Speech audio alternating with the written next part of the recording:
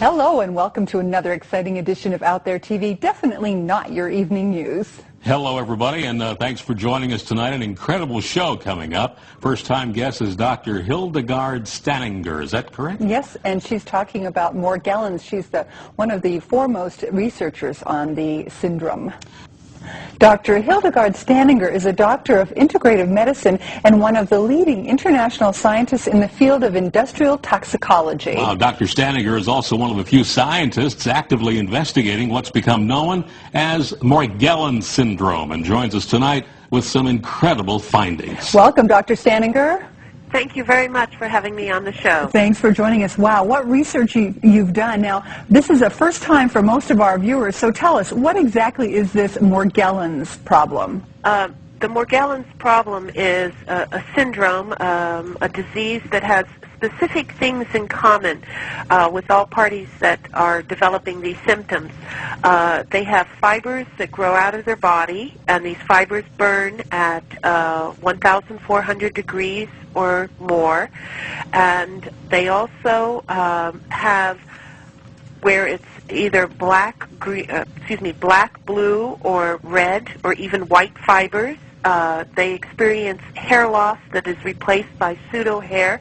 They have fatigue and a number of what they call lesions, which has like a crust over it, or a pseudo skin, or some people call it a callus, where these fibers and other materials accumulate under the skin. Doctor, we're just showing some photographs as you're speaking, and this thing is hideous. It looks really alien on the human body. Well, it is a true foreign invader, meaning a foreign invader is something that comes into the body and is not recognized by the body and attacks the body's defense mechanism. And in this case, the materials which were identified at the end of the study, which was under Project FM, we found that it was made of a polyester, two-part polyester compound with other organic compounds, and it basically was like two plastic straws within itself. Wow. With a silicone head. Okay, you had something on the website that was a golden head. What is that in relation to? Now the golden head, which was identified in the very beginning, we went in stages. Let me just explain what the stages were. The first set of tests that were done, which were using toxicological pathology methods, which were done by a colleague of mine, Dr. Rahim Karju, and myself, and identified what was the physical nature of prepared slides that were sent to us by a person that was diagnosed with Morgellons and also was sent to us by the hospital in New Hampshire. And that showed silicone present and also silica, crystals, okay? Mm-hmm. That was in phase 1. Phase 2 showed high-density polyethylene fiber and other compounds being present.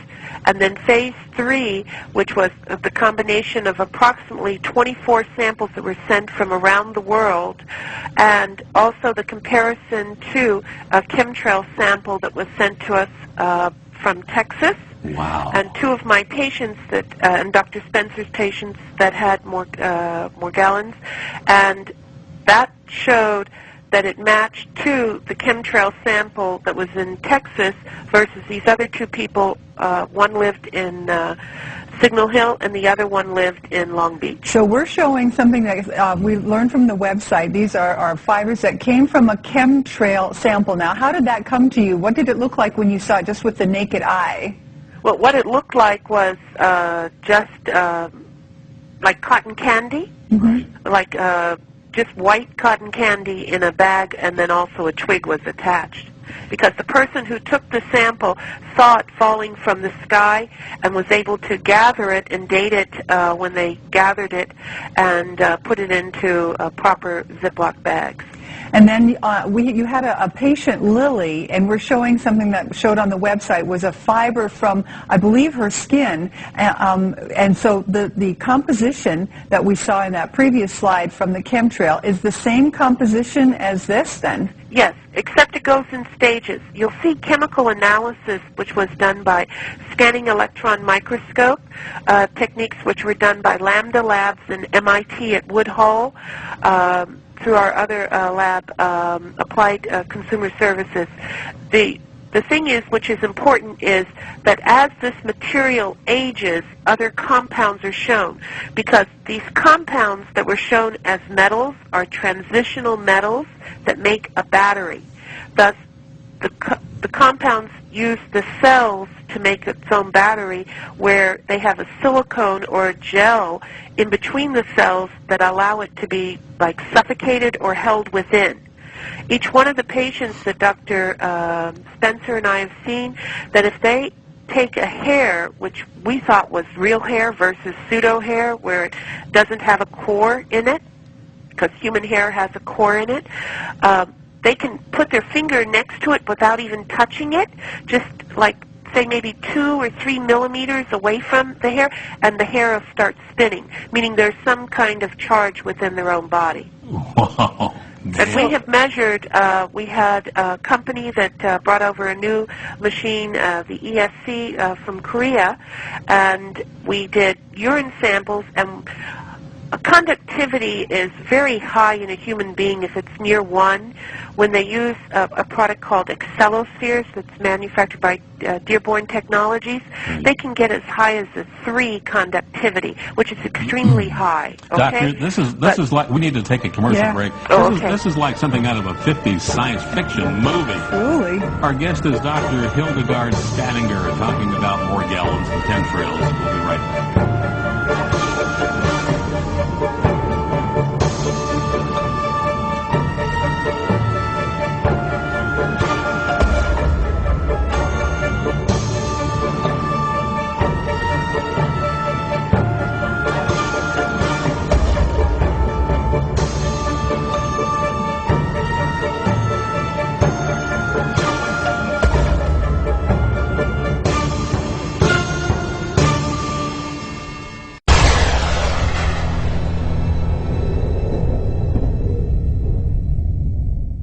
Trying to call Okay. me. Oh, sorry. We got somebody on the line there. Oh, okay. You were there. Hi, Doctor. Okay. Yeah, we were thinking that there's no one there because I didn't hear a commercial. Oh, yeah, just took a little bit of a break. Now, listen, when we left, there was we were talking about electrical conductivity, and let's go back a little bit and make sure we understand this.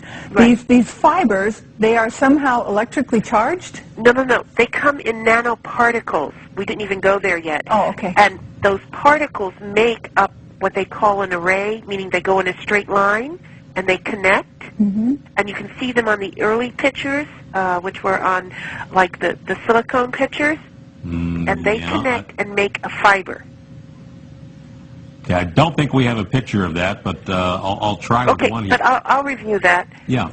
Okay, what I was saying earlier in reference to transitional metals and the conductivity. Transitional metals are metals that make up charges, being iron, sulfur, etc., and phosphorus. But in these patients, they had high metals that were transitional, and what happens is there is a particle, which is called a nanoparticle, which connects together to make a nanoarray in some shape, usually in a straight line, and that makes into the fiber.